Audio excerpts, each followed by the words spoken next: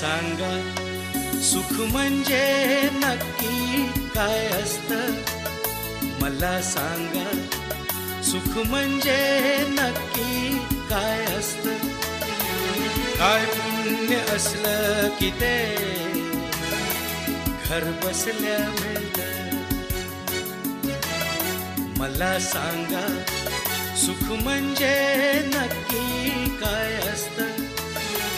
काय पुण्य असलं की ते घर बसल्या मिळतं.